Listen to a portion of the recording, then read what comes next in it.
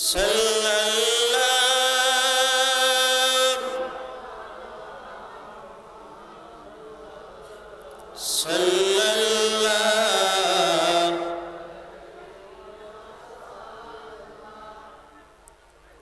খুলে মহব্বতে উপস্থিত সমস্ত ভাইয়েরা একই সাথে আওয়াজ করে বলুন আলহামদুলিল্লাহ। বাংলাদেশের ঐতিহ্যধন্য আধ্যাত্মিক এক মহা সম্মিলনের মারকাজ আল্লাহ পাকের অলিগড়ার এক সুপ্রসিদ্ধ দরবার সরসিনা দরবারের বড় আব্বা হুজুর কুতুবুল আলম শাহ সুফি আল্লামা নেসারউদ্দিন আহমদ রহমতুল্লাহি আলাইহির হাতে গড়া সরসিনা দরবারের বড় আব্বা হুজুরের প্রধান খলিফা এই সন্তেশপুর দরবার শরীফের মরহুম বড় আব্বা হুজুর আল্লামা পীর মুসলিউদ্দিন রহমতুল্লাহি আলাইহি আমিরে শরিয়ত ও তরিকত মরহুম নানা হুজুর আল্লামা মুহাম্মদ বিন মুসলিউদ্দিন রহমতুল্লাহি আলাইহি মাদয়ের পবিত্র ইসালে সওয়াব উপলক্ষে আজিমুশ শান মুতাবারক ইসালে সওয়াব ওয়াজ মাহফিলের প্রথম রজনীতে হযরত পীর সাহেব হুজুর কেবলার গুরুত্বপূর্ণ তালিম নসিহতের পরে হুজুর কেবলার নির্দেশ ও দোয়ায় আপনাদের সামনে দোয়া নেওয়ার জন্য হুজুরের নির্দেশ পালন করার জন্য দাঁড়িয়েছি। যতটুকু সময় হুজুরের নির্দেশ ও দোয়া স্টেজের উপরে থাকবে, আমার উপরে থাকবে, ততটুকু সময় আমি অধম আপনাদের সামনে কিছু কথা বলতে চাচ্ছি। আল্লাহ পাক যেন আমাকে তৌফিক ভিক্ষা দেন, আপনাদেরকেও যেন শেষ পর্যন্ত মাহফিল থেকে হুজুরের দোয়া নিয়ে আজকের শেষ মোনাজাতে অংশগ্রহণ করে আপনাদেরকে যেন নিজ নিজ গন্তব্যে যাওয়ার তৌফিক নসিব করেন। সকলে বলুন আল্লাহুম্মা আমিন। সম্মানিত সুধীর, এই সন্তোষপুর দরবার এটা আল্লাহ পাকের মরহুম দুইজন খাঁটি অলির ধারা প্রতিষ্ঠিত দরবার। আপনারা আল্লাহ পাক কেবলার এই দরবারে দোয়া নিতে আসার পরে 3টা থেকে হুজুরের খাস রুমের মধ্যে হুজুরের সাথে পাশাপাশি বসে থেকে মানুষের সাথে দেখা করা, মানুষের সাথে আলাপচারিতা, সময় মাগরিবে স্টেজে আসার আগ পর্যন্ত হুজুরের অবস্থা যা লক্ষ্য করেছিলাম, মনে করেছিলাম স্টেজে এসে মনে হয় হুজুর সংক্ষিপ্ত জিকিরের তালিম দিয়ে একদম শর্ট মোনাজাতের মাধ্যমে আপনাদের কাছ থেকে দোয়া চেয়ে মনে হয় বিদায় নেবেন। কিন্তু আল্লাহ পাকের কি অপার করুণা! আমি এই সন্তোষপুর দরবারে বিগত কয়েক বছর থেকে আসা যাওয়া করি। আপনাদের সামনে আমি অধম দাঁড়িয়ে হুজুরের দোয়া নিয়ে মরহুম হযরত পীর সাহেব হুজুর কেবলার পর থেকেই এখানে আসা যাওয়া আমার। আমি এ পর্যন্ত হুজুরের আলোচনা এই মঞ্চে এবং অন্যান্য জায়গায় যত জায়গায় দেখেছি, শুনেছি, আমার কাছে মনে হচ্ছে আজকের আলোচনা নসিহত সবকিছুই আল্লাহর কাছে মনে হয় যেন মনসুর হয়ে গেছে। আপনারাও তার বাস্তব ভুক্তভোগী, কথা বলেন ঠিক কিনা? সম্মানিত সুধী, আমি মনে করেছিলাম কথা বললে মাথায় মনে হয় ব্যথা আসবে, কষ্ট হবে, কিন্তু এত সুন্দর ইমানি জজবা নিয়ে কথা বলেছেন। নিশ্চয়ই আল্লাহ পাকের দুই ওলি তাদের পবিত্র মাজার শরীফ থেকে অবশ্যই রুহানি তাওয়াজ্জু তাদের জন্য তার জন্য প্রেরণ করেছেন বলে তার আত্মিক ক্ষমতা বলে তিনি কথা বলতে পেরেছেন। কথা বলেন ঠিক কিনা?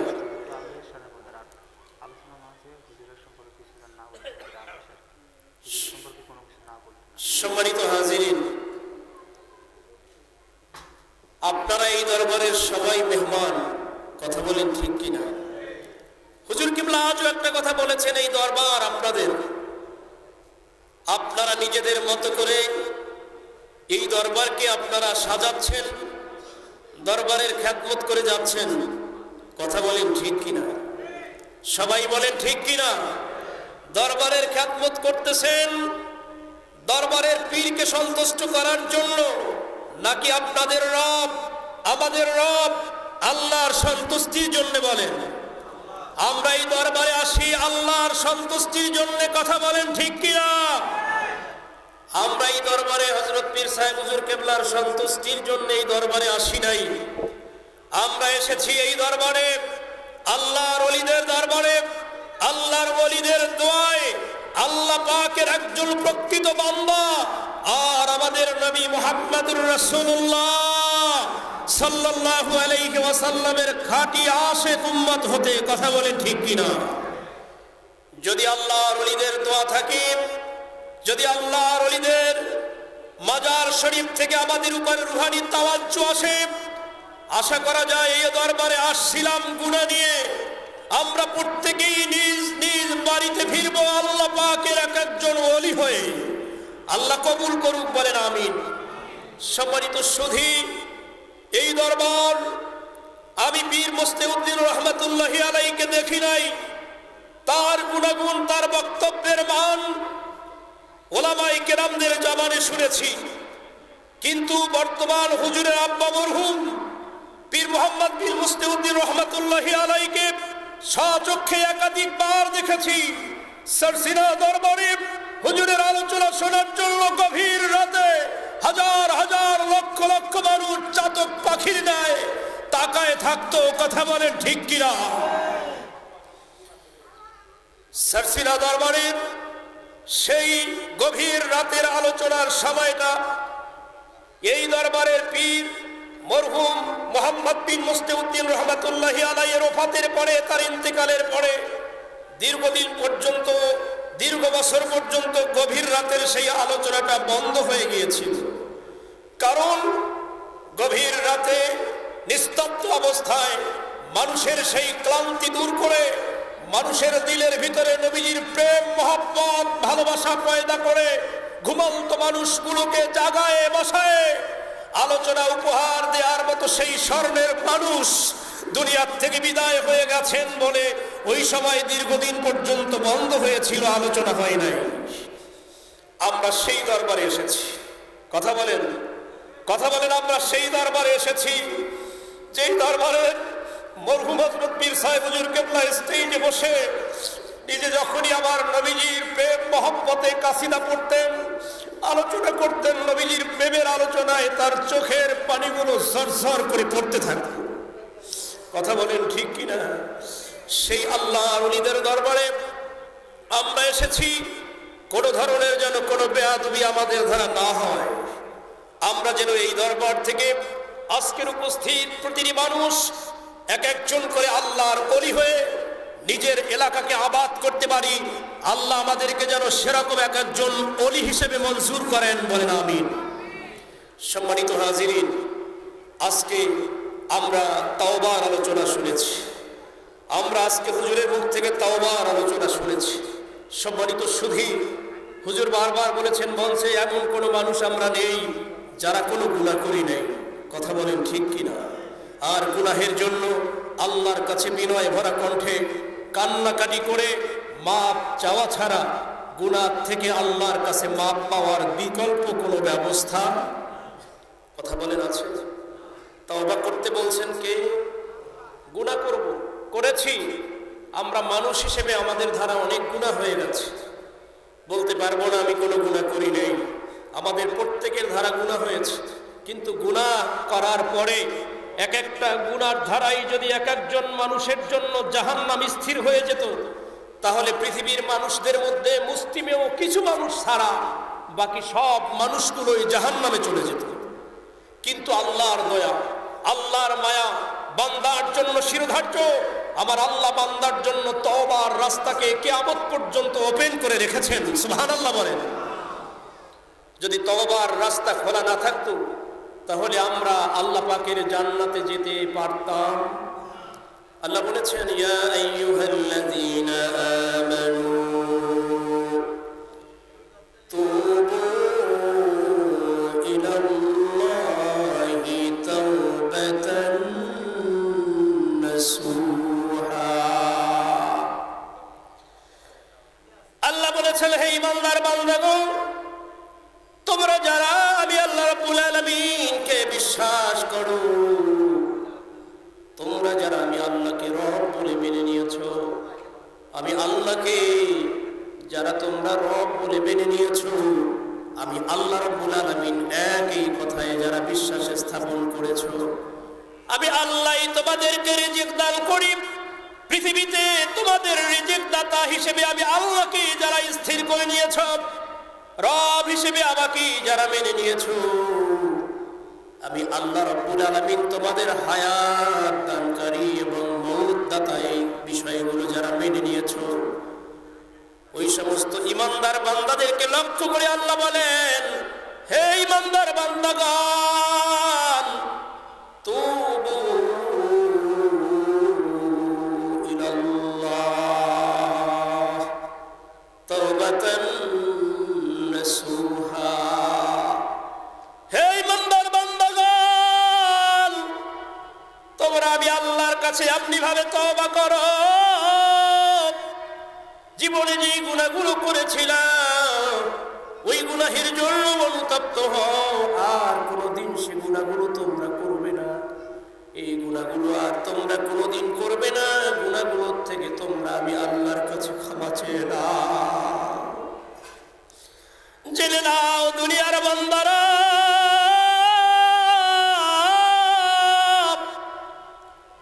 যদি তোমরা তোমাদের নিজেদের কৃত গুনাহের পরে আমি আল্লাহ রাব্বুল আলামিনের কাছে তওবা করে দাও, তবে আমি আল্লাহ তোমাদের তওবা কবুল করব। কবুল করে আমি আল্লাহ তোমাদেরকে মাফ করে শুধুমাত্র মাফ উপহার দিব না, আমি আল্লাহ কতটা দয়া তোমাদের উপরে করব, কতটা ইহসান করব, কতটা মায়া তোমাদের উপরে আমি আল্লাহ করব। শুনে নাও, ইল্লা মান তাবা ওয়া আমানা ওয়া আমিলা আমালান সালিহান ফাউলাইকা ইউবাদদিলুল্লাহু সাইয়্যাতিহিম হাসানাত। আমার আল্লাহ বলেন, দুনিয়ার মানুষরা, তোমাদের মধ্যে যারা নিজেদের নফসের উপরে ঠকবাজি করেছো, যারা নিজেরা গুনাহ করেছো, যারা গুনাহ করে নিজেদের নফসকে গুনার ধারা ভরে ফেলেছো, এই অবস্থার পরে যদি তোমাদের ভিতরে অনুশোচনা ফিরে আসে, বুঝতে পেরেছো সব অন্যায়, এগুলো তোমার আমি আল্লাহর বান্দা হিসেবে করা ঠিক হয় নাই, তুমি তোমার ভুল বুঝে ফেলেছো, জীবনে তওবা করে নিয়েছো, আর কোনোদিন তুমি এই গুনাহগুলো করবা না, আমি আল্লাহর কাছে তওবাও করে ফেলেছো। তওবা করার পরে বিশ্বাস করে নিয়েছো আমি আল্লাহ এক। বলুন ভাইয়ারা, আমাদের রব আল্লাহ কয়জন? বলেন, কুল হুয়াল্লাহু আহাদ। আমাদের আল্লাহ এক। কেমন আল্লাহ? আল্লাহুস সামাদ। যে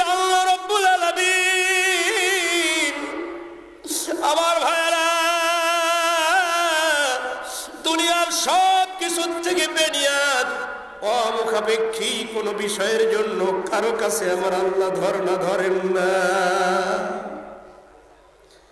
লাম ইয়ালিদ ওয়া লাম ইউলাদ। এ ভাইরা,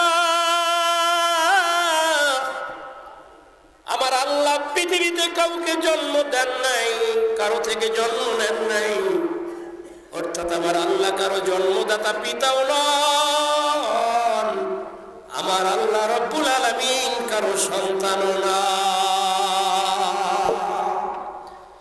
বিশ্বাস করেছি আমাদের রব আল্লাহ আমাদের মালিক, আল্লাহ আমাদের রিজিক দেন, আল্লাহ আমাদেরকে জমিনের মধ্যে ভালো রাখেন। কথা বলেন ঠিক কিনা? ভালো রাখার মালিককে?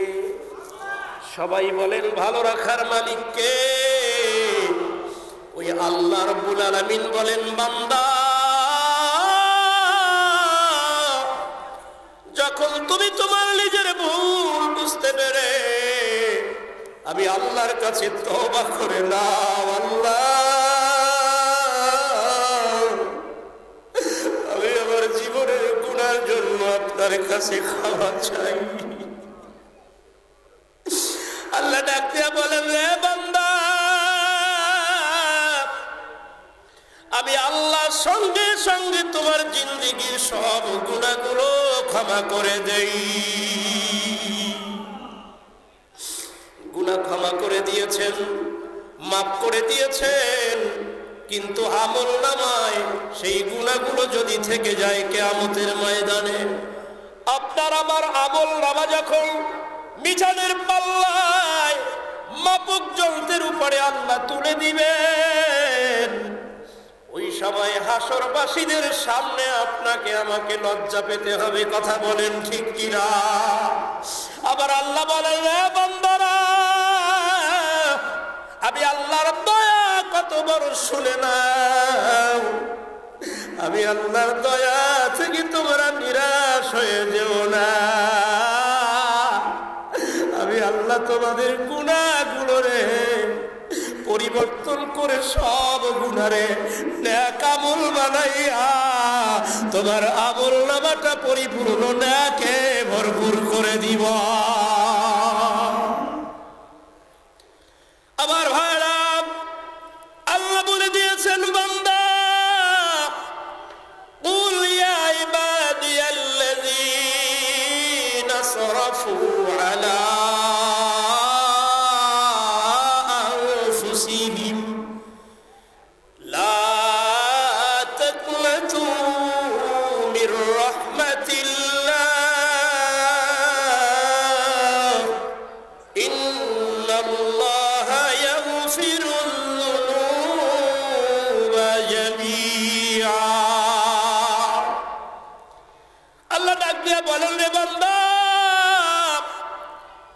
নিজেদের নফসের সাথে ধোঁকাবাজি করেছ, গুনাহ করে অন্তরকে কালিমায় ভরপুর করে দিয়েছ, গুনাহ করে নিজেদেরকে বরবাদ করেছ, বাতিল করে ফেলেছ, মনে করতেছ তুমি এই জগতের ভিতরে সবচেয়ে বড় গুনাহগার, সবচেয়ে বড় পাপী। আল্লাহ ডাক দিয়া বলেন, রে বান্দা, আমি আল্লাহর রহমত থেকে নিরাশ হয়ে যেও না। যদি তুমি নিজেকে জগতের সবচেয়ে বড় পাপীও মনে করো, পাপ করে করে যদি তুমি নিজে জগতের সবচেয়ে বড় পাপীও হয়ে থাকো, আমি আল্লাহর রহমত থেকে নিরাশ হয়ে যেও না। আমি আল্লাহর কাছে ক্ষমা চাও, আমি আল্লাহ তোমাদের দ্বারা সংগঠিত সব গুনাহ ক্ষমা করে দিব। ডাক দেন আল্লাহকে, আর আল্লাহর কাছে বলেন, আল্লাহ আপনি আমাদের জীবনের সব গুনাহ মাফ করে দেন। বলেন, যত গুনাহ করছি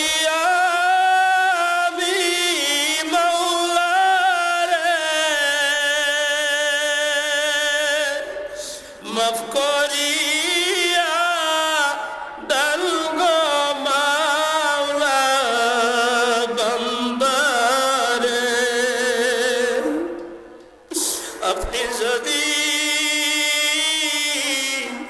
মাফ না করেন আল্লাহ বান্দারে,